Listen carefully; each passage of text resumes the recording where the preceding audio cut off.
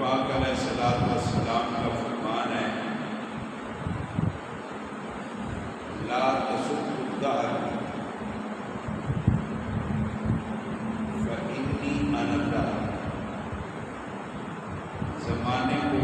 برا نہ سمجھو، زمانہ میں خدا کا نام ہے۔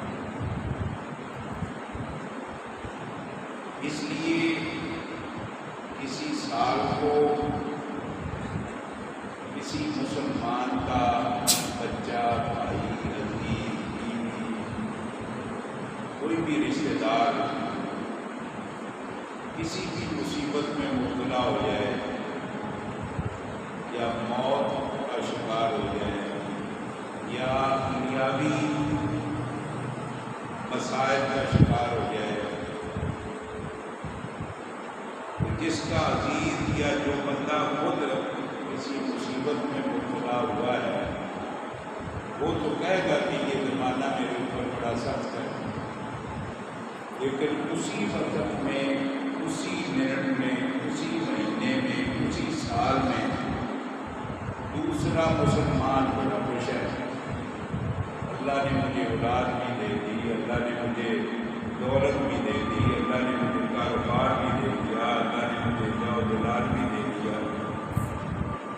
تو گویا اس بندے کے لیے وہ وبال کا مہینہ ہو گیا، اور جس کو نعمتیں ملی ہیں اس کے لیے خوشیوں کا مہینہ ہو گیا۔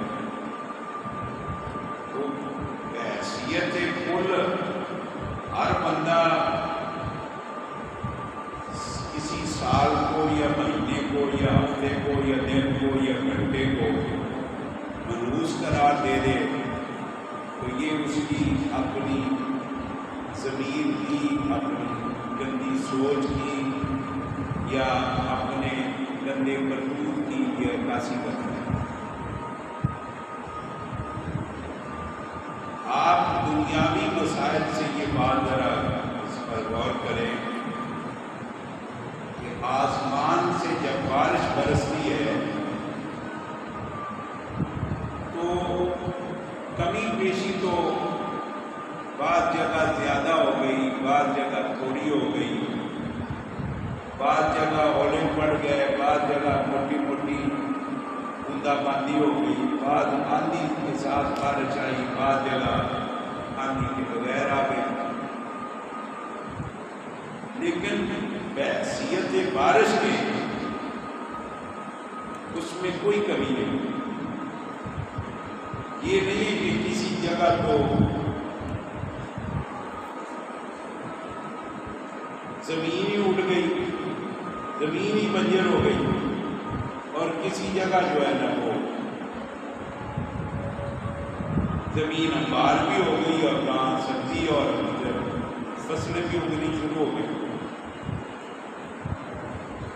اب بارش کی حیثیت اور اس کی صفت ایک ہی ہے،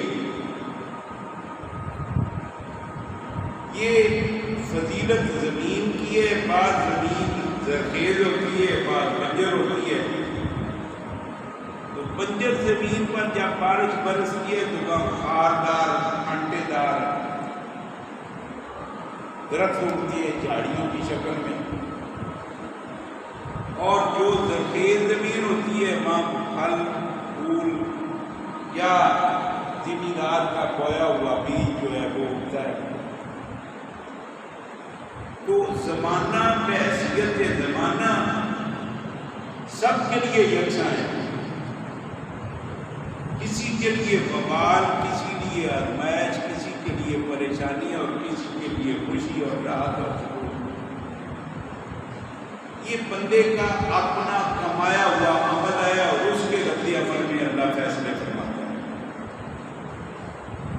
اگر بندہ نیکی کرتا ہے، نقصان ہو بھی جائے تو اللہ تعالیٰ اس کے دل کو اتنا مضبوط کر دیتا ہے کہ وہ بندہ پریشان نہیں ہوتا۔ کہتا ہے دیا بھی تو اسی نے تھا، اگر اس نے واپس لے لیا تو اس کی مرضی۔ تو بندے کا عمل جو ہے، بندے کا ضمیر جو ہے، بندے کی سوچ فکر جو ہے، اگر اللہ اور اس کے رسول کے تابع ہو تو اس کو کوئی نقصان فکر مند یا غم میں مبتلا نہیں کرتا۔ ایک عارضی ہوتا ہے فطری، اور وہ ایک وقت کے ساتھ ظاہر ہو جاتا ہے۔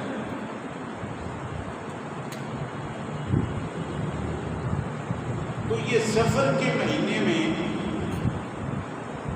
مخصوص ایام میں بعض مسلمان یہ کاغذ کی کشتیاں بنا کے اس کے اندر کھیر، کچھ پیسے، کچھ دیا جلا کے وہ نہر کے اندر ڈال دیتے ہیں، یا دریا کے کنارے جا کر دریا میں ڈال دیتے ہیں کہ جی ہمارے اوپر سے یہ بلائیں ٹل جائیں، ہمارے اوپر سے یہ ازمائش ٹل جائے۔ یہ طریقہ نہیں ہے۔ یہ کل پرسوں ایک دوست میرے پاس آئے کہ نہر پر ایک بہت بڑا مرغا 2-3 کلو کا وہ پھر رہا تھا، تو میں نے اس مرغے کو پکڑ کر کسی غریب کو دے دیا۔ اللہ رب العزت نے قرآن مجید میں 4 چیزیں بندے کے اوپر حرام قرار دی۔ انما حرم علیکم المیتۃ والدم ولحم الخنزیر وما اہل بہ لغیر اللہ۔ مردار بندے پر حرام ہے، خون بندے پر حرام ہے، اور خنزیر بندے پر حرام ہے، اور حلوہ سوجی کا بنا ہوا، میدے کا بنا ہوا، دیسی گھی کا بنا ہوا، چینی ڈلی ہوئی، چاول، زردہ، پلاؤ، جس چیز کا بھی بنا ہوا، جو بھی چیز ہوئی، اتنی اچھی ذائقےدار بنے، لیکن اس پر نام اللہ کے علاوہ کسی غیر کا ہو کہ پہلے تو سارا سال میں اللہ کے نام پر دیتا ہوں، لیکن یہ نام خدا نے میرے بزرگ کا ہے، یہ نام اس پر ہاں یہ جائز ہے کہ نام اللہ کا ہے، ثواب بزرگ کو دیا جائے، یہ ٹھیک ہے، یہ کوئی منع نہیں۔ لیکن اگر نام ہی غیر اللہ کا ہو، کسی بت کے نام پر ہو، کسی ذات کے نام پر ہو، کسی بزرگ کے نام پر ہو، ایسا حلوہ، ایسا کھیر، ایسا زردہ، ایسا پھل کھانا پینا دینا ثواب کی نیت سے یہ غلط ہے۔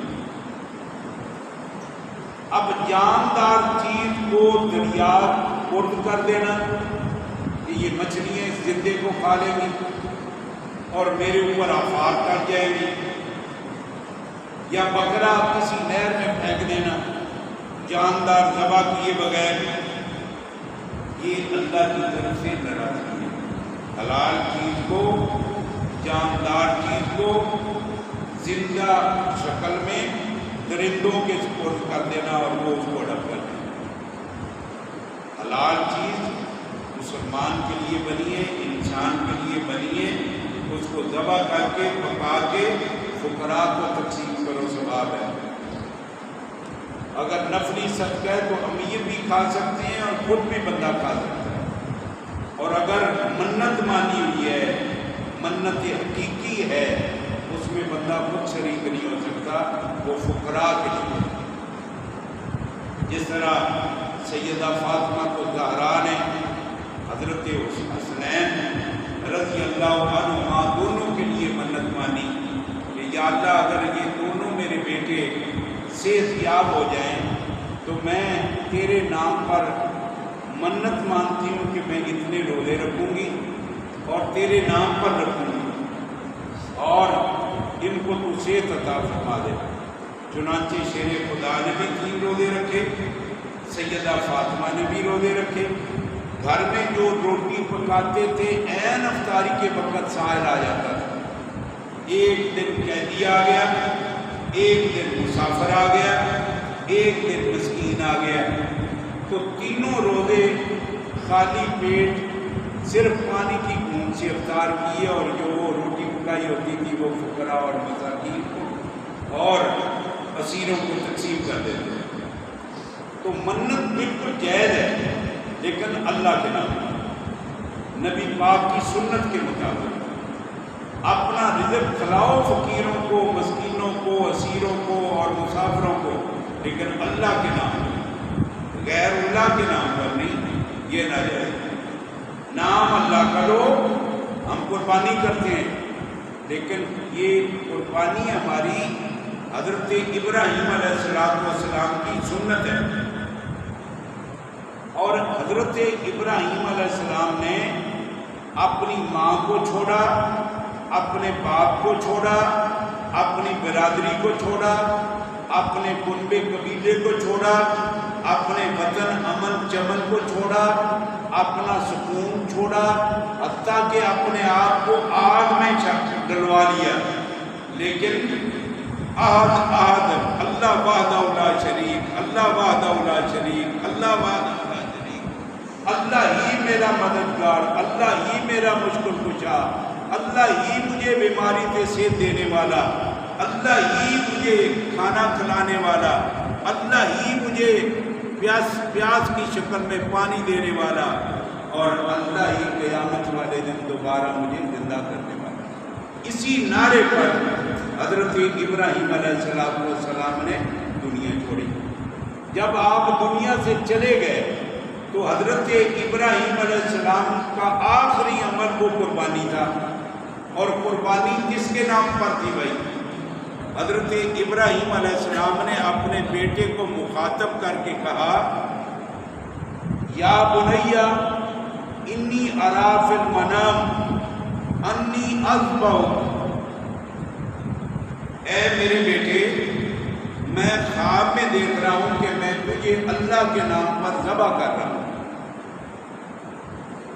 یہ کوئی معمولی بات نہیں۔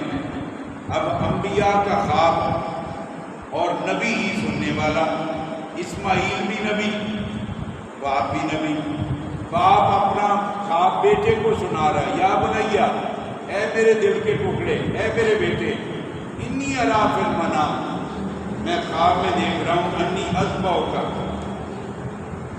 ماذا ترا، میں اللہ کے نام پر تجھے ذبح کر رہا ہوں، بتا تیرا کیا خیال ہے؟ تو آگے بیٹے نے یہ نہیں کہا کہ یہ کون سا خواب ہے، کبھی اولاد بھی کسی نے ذبح کی ہے، لیکن نام اللہ کا تھا، اللہ کے نام پر وطن امن چھوڑنے والا ابراہیم تھا، آگ میں جانے والے اللہ کے نام پر ابراہیم تھے، تو بیٹا بھی اسی باپ کا تھا نا جس کو ابراہیم خلیل اللہ کہتے ہیں۔ آگے باپ بیٹے نے جواب کیا دیا، یا واطف الماتم ستجدونی انشاءاللہ من الصابرین، ابا جی جو آپ نے خواب میں دیکھا ہے نا وہی کر گزرو، یہ نہیں کہا کہ میں ذبح ہونے کے لیے تیار ہوں، اگر میرے اللہ نے چاہا تو میں ذبح ہونے کے لیے، بولو اگر میرے اللہ نے چاہا تو، کس نے چاہا؟ یہ نہیں کہا ابراہیم جو تو چاہے جو میں چاہوں نا، جب بھی کسی سے لین دین کا وعدہ کرو، جب بھی کسی سے رشتہ داری کرو، جب بھی کسی سفر کا ارادہ کرو، جب بھی کسی عمل کا فیصلہ کرو، ارادہ کرو، تو ساتھ یہ کہہ دیا کرو انشاءاللہ اگر میرے اللہ نے چاہا تو یہ کام میں ضرور کروں گا۔ جب اللہ کی مدد کو اپنے معاہدے میں شامل کرو گے، اپنے سفر میں شامل کرو گے، اپنے کاروبار میں شامل کرو گے، اپنے گھریلو معاملات میں شامل کرو گے، تو تمہارے سارے معاملات میں تعاون کرنے والی ذات، مدد کرنے والی ذات کون ہوگی؟ تو جب جس کی اللہ مدد کرتا ہے وہ کہیں بھی کسی بھی میدان میں شکست نہیں کھاتا۔ اس لیے جب کوئی چیز ذبح کرو تو اللہ کے نام پر، جب کسی چیز کو تقسیم کرو مسکینوں میں، فقیروں میں، اسیروں میں، تو اللہ کے نام پر، اور جب خیرات کرو تو کس کے نام پر؟ اللہ کے نام پر۔ ثواب کہو میرے محروم ابا کو پہنچ جائے، 10 روپے کی مٹھائی تقسیم کر دو، 10 روپے کا حلوہ بنا کر تقسیم کر دو، 10 روپے کی کوئی چیز کھانے والی آپ تقسیم کر کے نیت کیا کریں؟ حضرت آدم سے لے کر حضرت محمد رسول اللہ تک جتنے بھی مسلمان دنیا سے گئے ہیں، یہ میری تقسیم شدہ چیز سب کو اس کا ثواب پہنچا دو۔ اللہ قادر ہے کہ ہر بندے پر آپ کے 10 روپے کے برابر ثواب پہنچا دے. اللہ قادر ہے اس بات پر.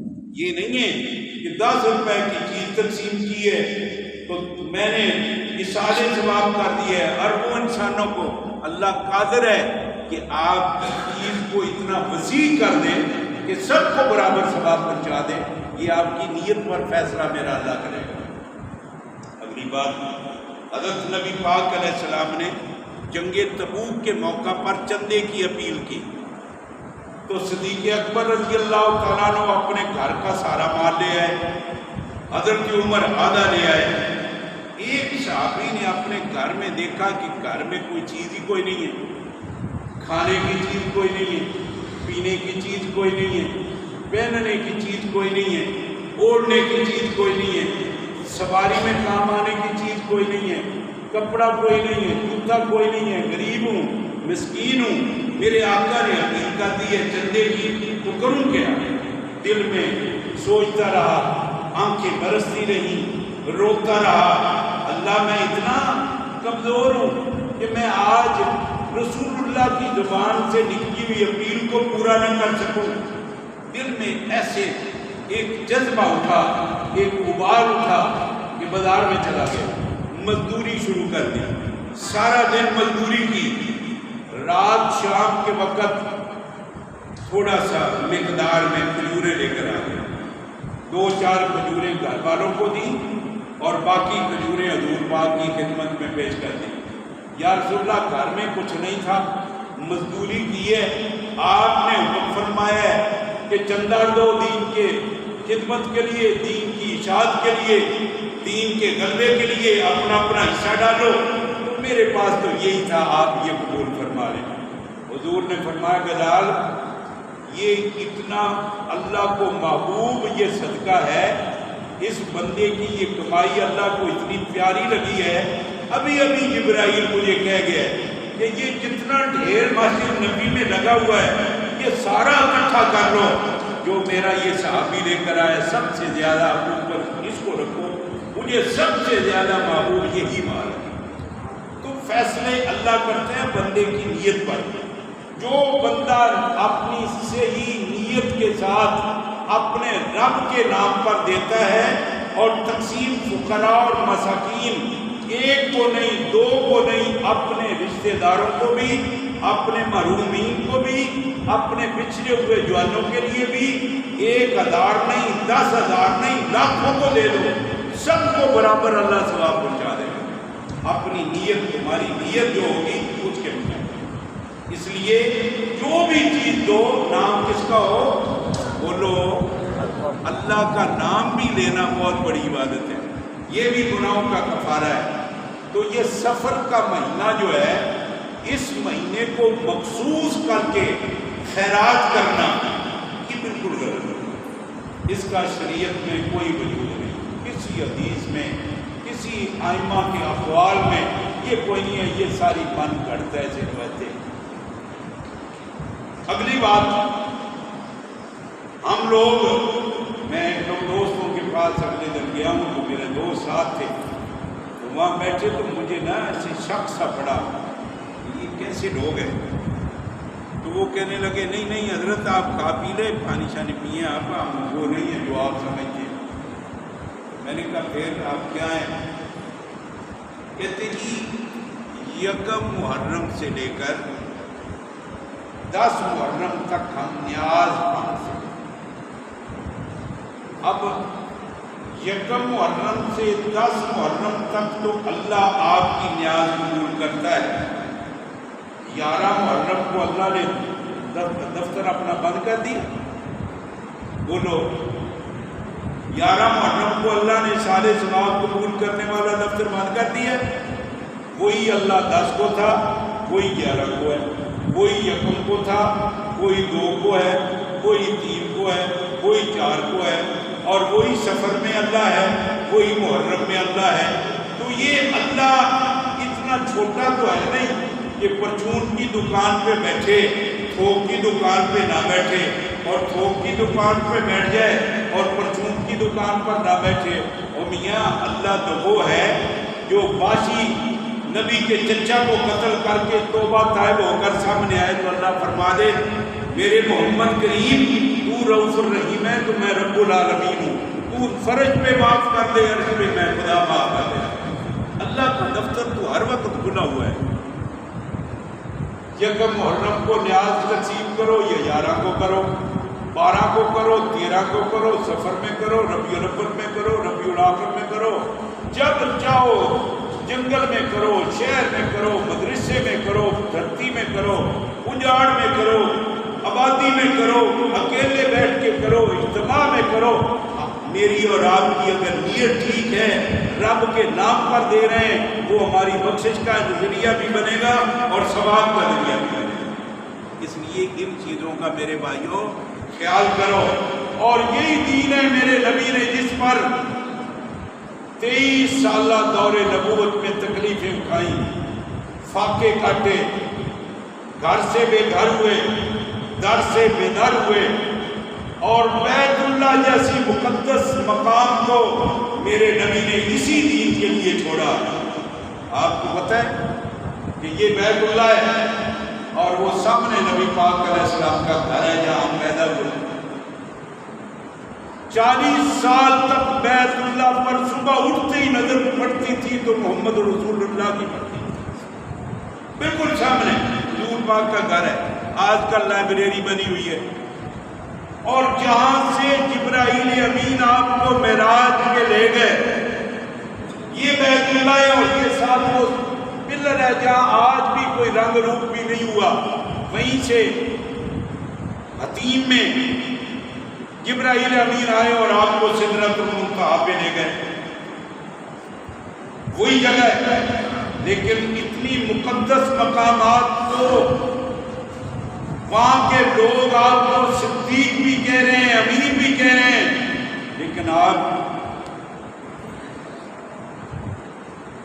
کیوں مکہ چھوڑا ہے، کیوں بیت اللہ چھوڑا ہے، کیوں آپ نے ہجرت کی، کیوں مار کھائی، کیوں وہاں سے مکہ مکرمہ چھوڑ کر کبھی اپنے ساتھیوں کو حبشہ کی طرف بھیجتے ہیں، کبھی اپنے ساتھیوں کو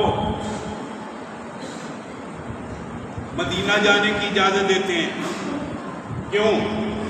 کیا ان کے کاروبار مدینہ مکے میں نہیں تھے؟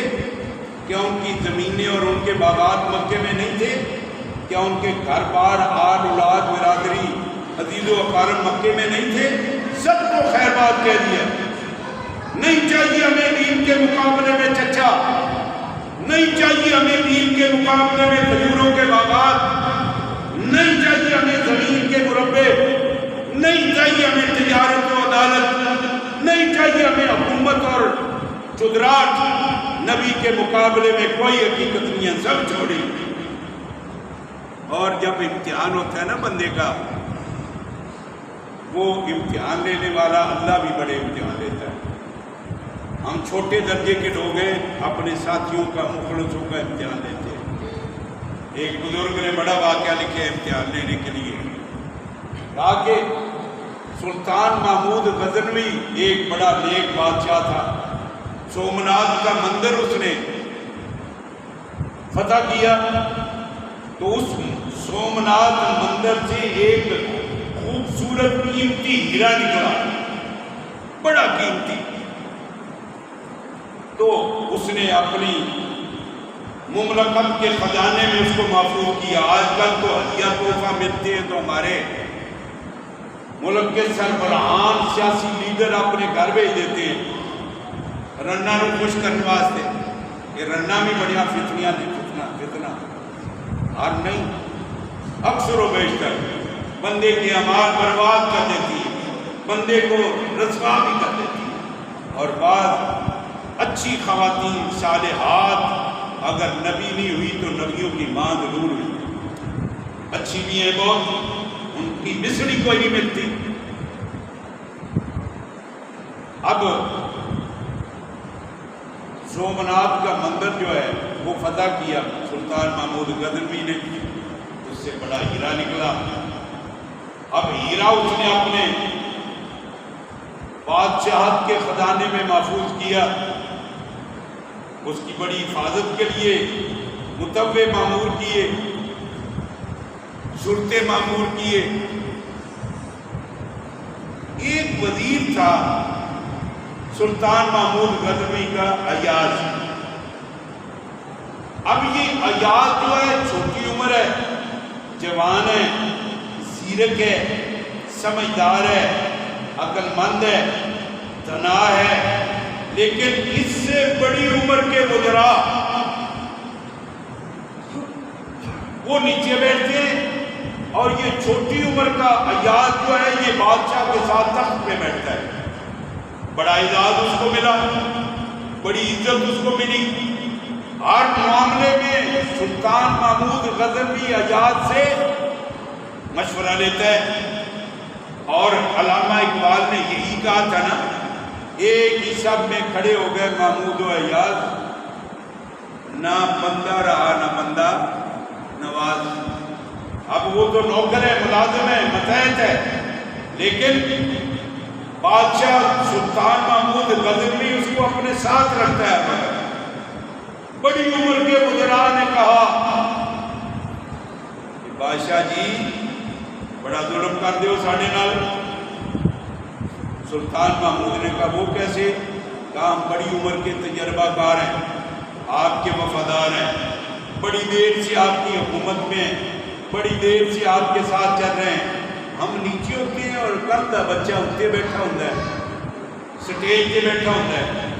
یہ کہڑے انصاف کی گل ہے؟ انہیں آگے چلو خیر ہو چند دیر میں دے. یہ بات میری آپ سن رہے ہیں؟ سمجھ آ رہی ہے؟ چند دنوں کے بعد سلطان محمود نے اپنے خزانے سے ایک تھیلی منگوائی اور اس میں وہی ہیرا تھا جو پوری مملکت کا قیمت کے برابر تھا. بڑا قیمتی ہیرا. بڑے وزیر کو بلایا، بڑے یوں سمجھے کہ وزارت داخلہ کے سربراہ کو بلایا، آ جاؤ. اب یہ مونچھوں کا دور تو آج آیا ہے نا. یہ پہلے جو 200 300 400 500 600 700 سال تک تمام بادشاہوں کی سنت کے مطابق داڑھیاں، سارے بادشاہوں کے سروں پہ تاج یا پگڑی، سارے بادشاہ جو باقاعدہ امامت کرواتے تھے، جنازے پڑھاتے تھے، عیدین پڑھاتے تھے، فتوے دیتے تھے. یہ بادشاہوں کا کام تھا کہ وہ دین کو پورے سمجھنے والے لوگ ہوتے ہیں. آج کسی وزیر داخلہ کو، وزیر خارجہ کو، اپنے ملک کے قانون دانوں کو، اپنے ملک کے سیاست دانوں کو پوچھو دیانت کے ساتھ، امانت کے ساتھ کہ تم لوگ جنازہ پڑھا سکتے ہو؟ بڑے رنہ مانگو بڑھے منہ چھلے ہوئے نبی دی سنت نو آئے دن چوتھے دن بڑھ کے منہ صاف کر کے تے گندے نالے چھوڑ دیو. 1,24,000 انبیاء کی یہ سنت ہے داڑھی. اور ملک بنا ہے لا الہ الا اللہ پر، اور داڑھی کی بےزتی ہوتی ہے ہر 24 گھنٹے کے اندر 24 بار. جدو کسی اجلاس پر منتخب کرنا ہے سب تو پہلے پوچھا تھے داڑھی پر بیٹھنا. اب سلطان محمود غزنوی داڑھی کے ساتھ، تہجد کے ساتھ، جب کوئی محلے میں کوئی آدمی مرتا ہے جنازہ بادشاہ پڑھاتا ہے، عیدین ہوتی ہیں بادشاہ عید پڑھاتا ہے، جمعے کا وقت ہوتا ہے خطبہ بادشاہ دیتا ہے. حضرت عمر خطبہ 10 سال دیتے رہے، حضرت عثمان خطبہ 12 سال دیتے رہے، حضرت علی خطبہ 6 سال دیتے رہے، حضرت ابو بکر خطبہ 2 سال دیتے رہے، حضرت معاویہ خطبہ 19 سال دیتے رہے. یہ ساری روایت ہے. حضرت حسنین کریمین خطبہ دیتے رہے، حضرت حسین خطبہ دیتے رہے. حضرت حسین کی داڑھی، حضرت حسن کی داڑھی، زین العابدین کی داڑھی، حضرت عثمان کی داڑھی، حضرت علی کی داڑھی، حضرت عمر کی داڑھی، حضرت ابو بکر کی داڑھی، خاتم الانبیاء حضرت محمد رسول اللہ کی داڑھی. ان کو مانتے بھی ہو، چہرے پہ ان کی شکل کو بھی برداشت نہیں کرتے ہو. آج کے رسولیا ٹھیک ہے نا ساڈے کولے انہاں سنداں دا جنوں مرضی بن دے رہو. یہ ضروری ہے شکل کے اعتبار سے بھی نبی کے تابع ہوں، عمل کے اعتبار سے بھی نبی کے تابع ہوں، دین کے اعتبار سے بھی نبی کے تابع ہوں. یہ تو بات ہے جو چاہتے ہیں ہم لوگ اپنی مرضی کے فتوے لگا لیتے ہیں اور اس پر عمل کرنا شروع کر دیتے ہیں. سفر کا مہینہ ہے جی، آسمان سے بلائیں اترتی ہیں، دو صدقہ اگے پیچھے اللہ جو ہے ہی کوئی نہیں ہے. بلاؤں کو کنٹرول والا اللہ فارغ ہو جاتا ہے. صرف سفر میں بلائیں اترتی ہیں. سفر میں نہر میں ہم نے کھیر ڈالنی ہے، سفر میں دیا جلانا ہے، سفر میں گتے کا کشتی بنا کر ہم نے نہر میں ڈالنی ہے. یہ کیا دین ہے؟ لما تقولون ما لا تفعلون. مسلمانوں سنتے بھی ہو، جانتے بھی ہو، قرآن پڑھتے بھی ہو، لیکن گھر کی نہ بچیوں کو برائی سے روکتے ہو، نہ بچوں کو روکتے ہو، نہ اپنی بیوی کو روکتے ہو کہ غیر اللہ کی عبادت کر کے، بدعات کر کے، بے دینی کے عمل کر کے مسلمان کرواتے ہو. میں نہ برباد کروں. مسلمان بنو، مسلمان بنو. یہی ساتھی ہے بیٹا جو مجھے کہہ رہا تھا نہر سے میں نے مرغا پکڑا. اب پکڑا بھائی، تو نے پکڑ کے کسی غریب کو کیوں دیا؟ غیر اللہ کے نام پر تو نے وہ مرغا کھلا دیا. کس نام پر تھا وہ؟ اللہ. تجھے پتہ ہے کہ اللہ کے نام پر ہے یا کس نام پر ہے؟ یہ چیزیں ہم نے سمجھنی ہے، جاننی ہے، پرکھنی ہے، دیکھنا ہے. تو سب نے اعتراض کیا وزیروں نے کہ یار تخت میں بیٹھتا ہے، یہ کیوں؟ آپ سے سوال کرتے ہیں، آپ ہمارے امام بھی ہیں، بادشاہ بھی ہیں، یہ تو بات بتاؤ نا. تو بادشاہ نے، سلطان محمود غزنوی نے وہ تھیلی منگوائی. سامنے وہ لوہار رکھ دے نہیں ہوندے، وہ لوہے دا کی ہوندا آرن کی کہندے ہوندے، جڑا سامنے پہ ہوندا ہے آرن رکھ لیا، اور ساتھ ایک ہتھوڑا بھی رکھ لیا. اور وہ جو ہیرا تھا نا، اس کو آرن پہ رکھ کے کہا کہ بلاؤ ذرا بڑے وزیر کو. وزیر داخلہ سمجھ لو، بڑا یا خارجہ ہوتا ہے یا داخلہ ہوتا ہے. بلاؤ اس کو. وہ آ گیا، اس کو کہا اس کو توڑو، مارو تھوڑا اس کو. اس نے کہا سر آپ بادشاہ ہیں، میں وزیر ہوں، اتنی قیمتی چیز ابھی ریت آپ کرنے والے ہیں، ریزہ ریزہ ہو جائے گا، ضائع ہو جائے گا، اتنی قیمتی چیز ضائع، یہ تو کوئی انصاف کی بات نہیں، میں تو نہیں کرتا اس کو، یہ تو بڑا نقصان ہے. اس نے کہا چل پھر تو نہیں نہ توڑ دا پیچھے. دوسرے کو بلا، ہاں بھائی شاہ محمود قریشی صاحب تو آ جا، گدی نشین ہے، چاچا بتریا پیو اندر جیل چے تے پچھوں دربار دے قبر نو دھون واسطے چاچا بتریا لڑ رہے. اے جے ساڈے پیر، اے جے ساڈے مشکل کشا. وہ کہندا میں قبر شریف نو میں نوانا ہے، وہ کہندا میں نوانا ہے. وہ تسی قبر دا فیصلہ کر نہیں سکدے تے ملک دے وچ تسی غربت کیویں ختم کر سکدے ہو؟ غریباں دے فیصلے تسی کیویں کر سکدے ہو؟ لٹیرے ہو، انگریزاں دے چمچے کڑچے ہو، انگریزاں دے گھوڑیاں نو کھرکھڑے دے کے چودھری بننے والے گنڈے بدماشوں، تم نے ہمارے ملک کو برباد کر دیا ہے. اور انشاءاللہ وہ وقت آئے گا کہ دیندار ملک کے حکمران ہوں انشاءاللہ. میرے بھائیوں سمجھو بات کو. وزیر خارجہ آ گیا، اس نے کہا یہ ایڈا قیمتی گرا، یہ نہیں تسی پسند کرتے تو میرے گھر بھیج دیو. انہیں کہا چل تم ہی دفعہ ہو جا، سیٹ دیو. تیسرے کو بلا دی، وہ بھی چلا گیا. چوتھے کو بلایا، اس نے بھی یہی بات کہی. آخر میں وہ نوجوان بچہ ایاز آ گیا. اس نے کہا ایاز ادھر آنا، ادھر آگے ہو جاؤ. یہ آگے لبیک حضرت بتائیں. یہ تھوڑا پکڑ لیا، یہ کیا کروں اس کو نا، یہ ہیرا جو پڑا ہوا ہے یہ سارے کہتے ہیں بہت قیمتی ہے، آئرن پر میں نے رکھا ہوا ہے، مارو اس کو ریت کا ذرہ ذرہ کر. اب اس نے بولا ادھر دیکھا، مارا توڑا اور اس کو ریزہ کر ہیرے کو توڑ دیا. بادشاہ نے کہا یار یہ تو نے کیا کیا؟ یار تیرے ساتھی سارے گجرات جواب دے گئے اور تو نے یہ ہیرا ریزہ کر دیا، یہ کیا کیا تو نے؟ اس نے کہا جناب آپ میرے امیر ہیں. میں نے اپنے ضمیر سے پوچھا کہ میرے امیر کا حکم مجھ پہ لازم ہے یا ہیرا؟ تو میرے ضمیر نے کہا پوری دنیا قربان کر دے لیکن اپنے امیر کے حکم کو نہ ڈال. میں نے بغیر کسی لمحے سوچے ہوئے اس پر تھوڑا بار کس کو ریزہ کر. یہ ایسا پتہ چلا اس کو کہ بادشاہ اور وزیر جو مخلص ہوتے ہیں، آج جو دو لتر مار دینا جا کے جیل دے وچ یا تتی جگہ تے لمبا پاندے نے، اور بغیر پردے تو لیٹرین کے بہنا پہلے نہ شام کو کہتے ہیں اسی جماعت چھٹے میں 13 مہینے چکی میں رہا ہوں 13 مہینے وہیں گٹر میں پانی پیتا تھا اسی جگہ نماز پڑھتا تھا اسی جگہ قرآن پڑھتا تھا لاؤ کوئی تعریف میں نے کسی خنزیر سے معافی مانگی کسی ظالم کو کہو میں غلط کہہ کر آیا ہوں میں نے اللہ کے فضل سے یہی بات کہی تھی جو تقریر کہی ہے سچ کہی ہے موت آئے گی تو یہی آئے گی میں معافی جھوٹی بات پہ نہیں مانگا